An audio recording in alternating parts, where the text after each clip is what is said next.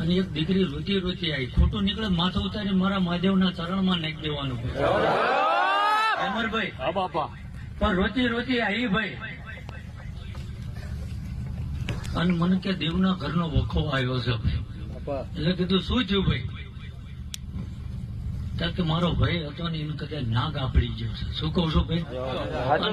તો ઠીક ગમનભાઈ, પણ 24 કલાકથી દવાખાને પડ્યા છે ભાઈ, અને ડોક્ટર એવું કે છે કોબરા છે ભાઈ.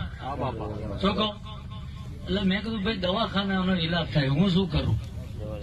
કે કદાચ જો કદાચ તમારો મહાદેવ પાદરો હશે ભાઈ, અને કદાચ જો કદાચ 4 આંગળીની પુણે બોલતી હશે. પિન્ટુભાઈ ખોટું જ બોલતો નહીં ને ભાઈ? હાચો દાદા હાચો.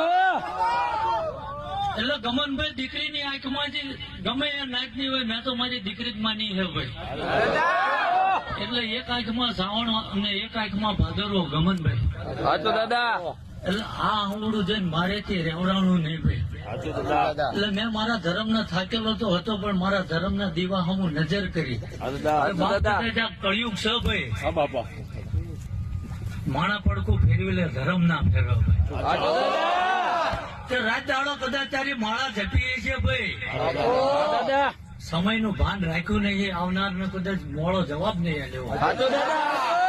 જો આજ કદાચ તારા સતની મારી ધૂળની આજ કદાચ ખરી વેળા આવી છે.